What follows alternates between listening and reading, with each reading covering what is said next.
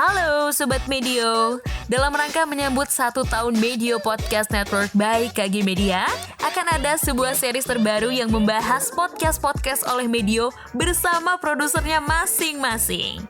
Spesial episode untuk produser ini akan membahas keunikan serta keseruan masing-masing produser dalam mengelola podcast mereka. Ala-ala behind the scene gitu deh.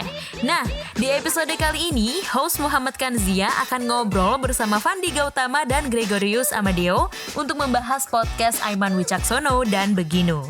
Kedua podcast ini berfokus pada figur Aiman Wicaksono dalam kehidupannya dan dalam investigasi, serta Wisnu Nugroho dalam memaknai hidup di podcast Beginu. Yuk kita simak sama-sama.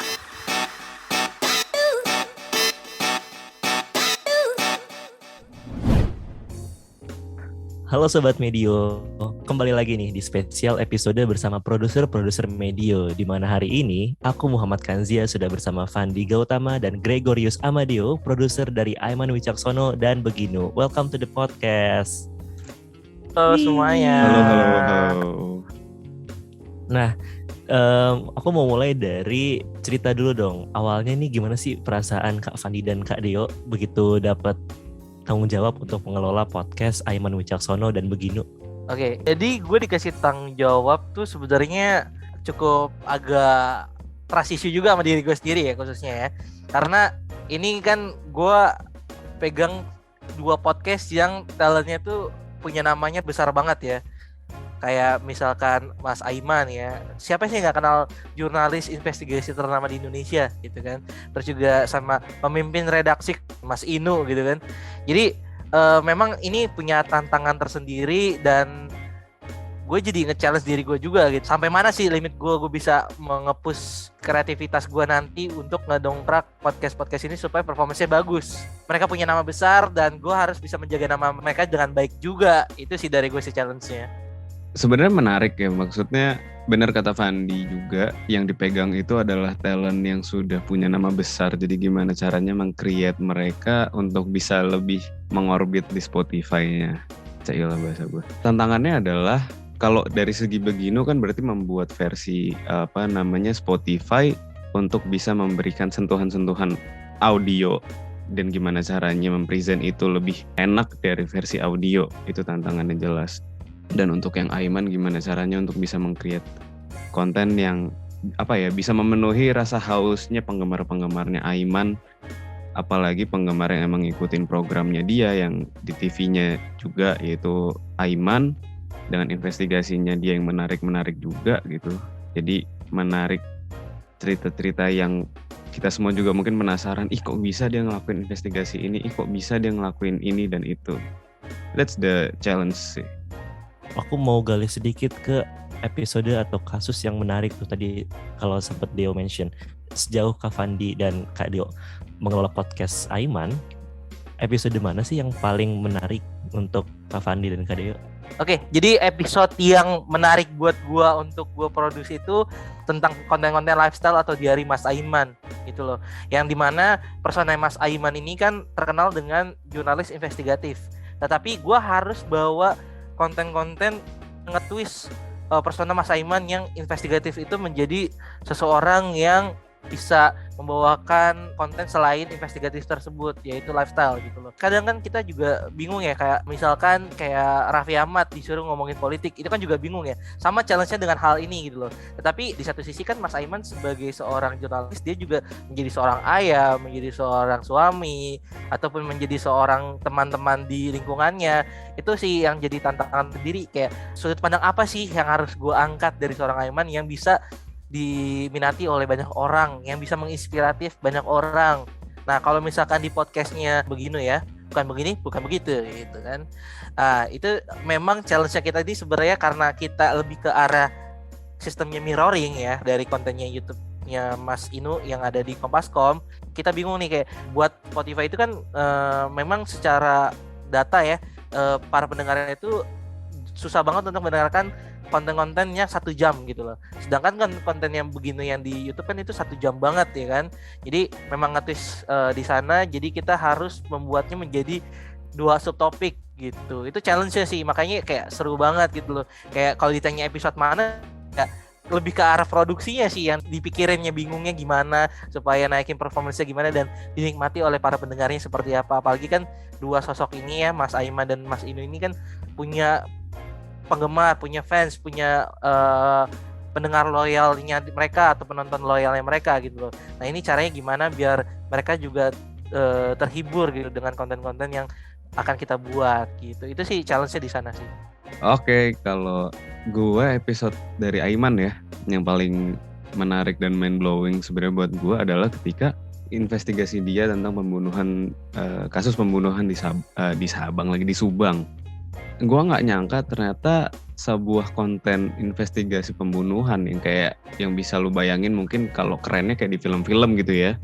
Ternyata Aiman ngelakuin investigasinya tuh dulu sama programnya, dan ketika mendengar itu dari sudut pandang behind the scenes-nya, ketika gue memproduksi itu aja gue kayak mind blowing gitu. Wah, ini kok bisa ya begini ya gitu. Dan pastinya ada rasa puas tersendiri bisa ngelihat skrip atau bisa ngelihat hasil karya yang gue dan Fandi buat bisa ditonton banyak orang. Itu juga menyentuh hati tersendiri lah. Oh my god, yang nonton banyak. Achievement tersendiri ya bro ya. Yo, gokil nih, gue bisa bikin produksi ditonton sama 200.000 orang, bahkan 1,5 juta gitu kan. Oh betul. Apalagi kan kalau ngelihat tuh, buset, ada kreditnya kan. Buset, ada nama gue gitu.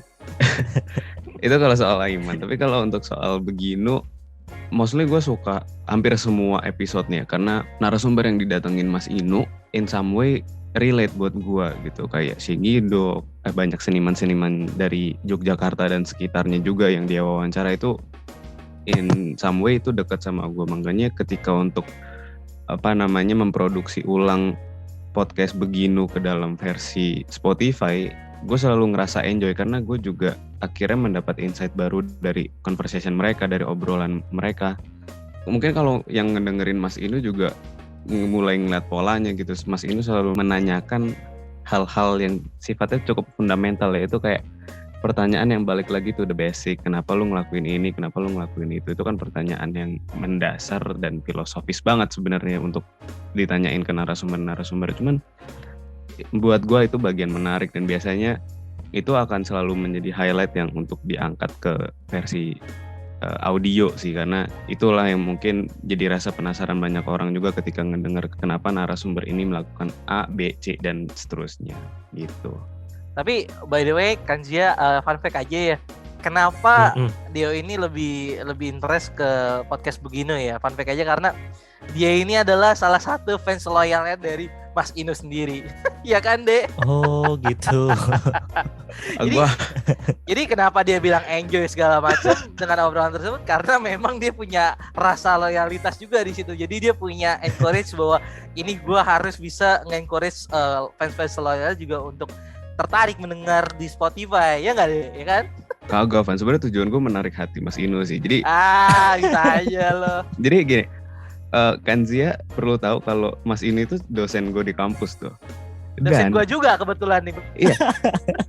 Dan waktu itu ketika setelah UAS kan pasti nilai kita kan keluar gitu. Jadi kalau di kampus gue tuh ada nilai UTS, nilai UAS sama nilai keaktifan di kelas gitu, aktivitas. Tapi nilai aktivitas gue dikasihnya jelek banget sama dia. Gue gak mau nyebut angkanya berapa, tapi jelek banget. Dan gue kayak akhirnya bisa ketemu dia lagi sekarang. Kayak gue perlu menebus dosa gue di kampus deh. Gue perlu menjadi lebih baik, apalagi yang gue pegang podcastnya dia gitu. Ya berarti kita di sini tahu ya teman-teman yang dengerin bahwa Deo itu adalah mahasiswa apatis ya. Untung gue nilai dari segi teori, praktek semuanya aman. Soalnya kebetulan ya Kanji ya, fun fact juga Mas Inu ini itu juga salah satu pembimbing tugas akhir gue, which is skripsi gue gitu loh. Jadi gue udah ngerti juga sih kayaknya untuk sama Mas Inu tuh seperti apa, karena ya kelulusan gue sudah pernah di tangan dia gitu loh. Oke, jadi emang udah kenal dari luar, terus ketemu bareng di sini lagi. Bagi Deo ini semacam penebusan dosa gitu ya, Dek. Apa aja yang udah lu lakuin untuk menebus remedial dosa lah ini? Kalau lu ulangan jelek kan ada remedial. Nah ini mungkin somewhere ini remedial lah kali ya. Oke. Nah, tadi ngomongin soal sisi-sisi lain dari figur-figur yang dikelola oleh Kak Deo dan Kak Fandi gitu ya. Kayak Aiman itu kan orang lihatnya persona dia tuh yang investigatif, serius.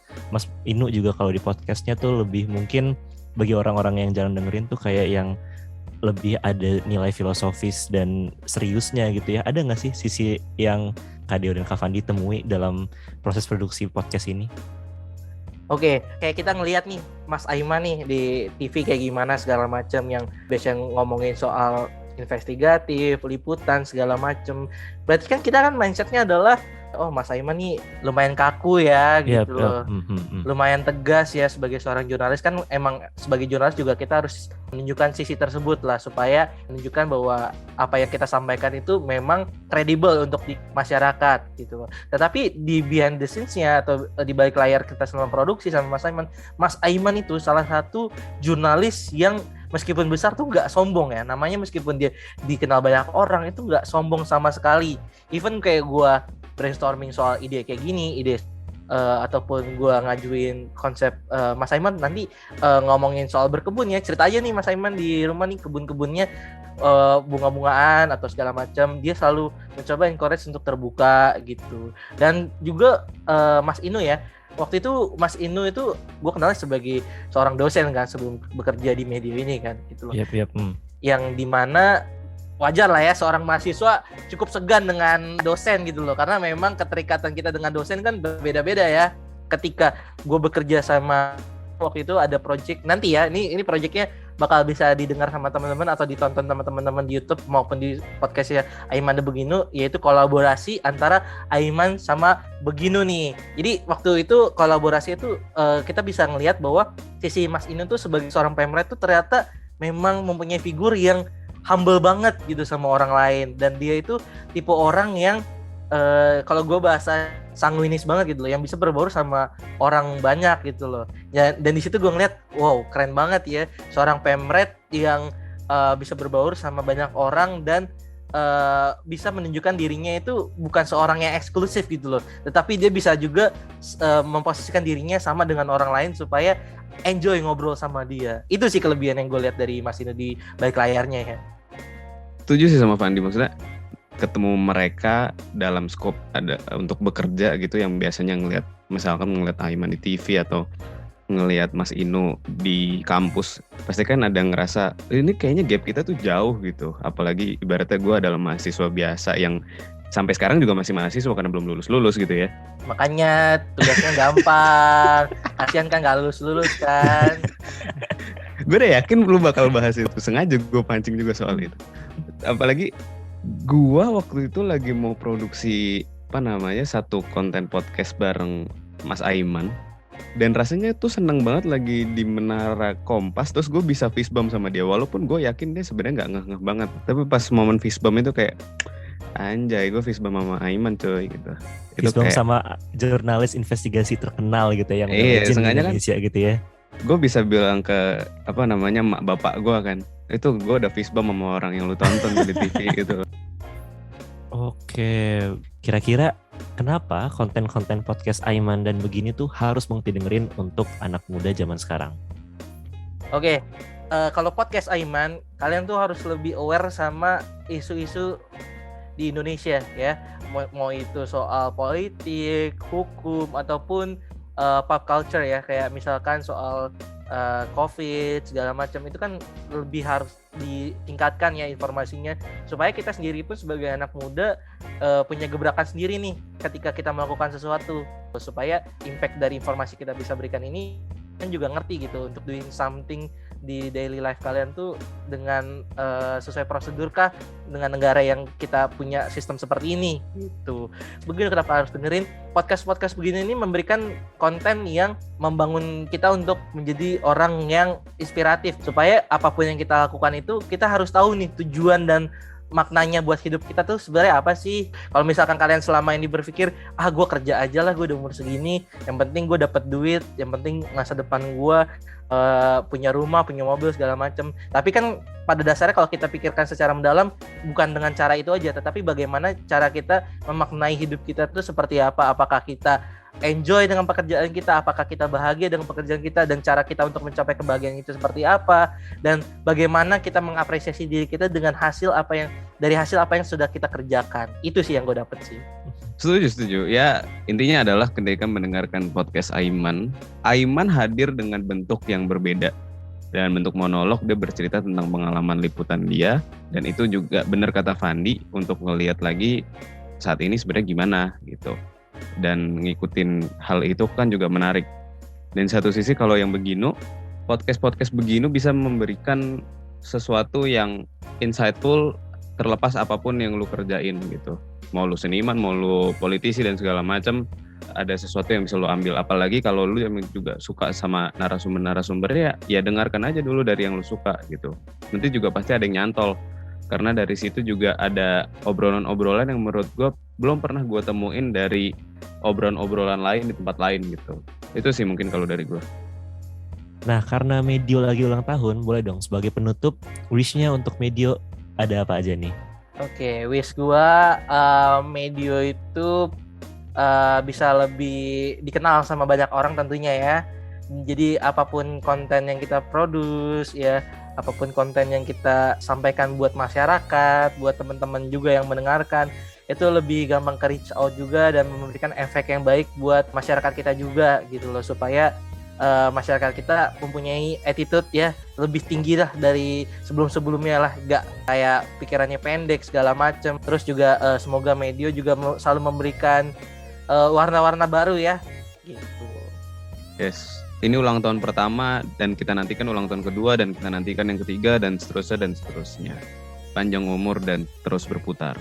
Oke, terima kasih Kak Fani dan Kak Deo untuk waktunya. Seru banget nih ngobrol-ngobrolnya. Sampai jumpa di episode berikutnya teman-teman. Terima kasih Kak Fani dan Kak Deo.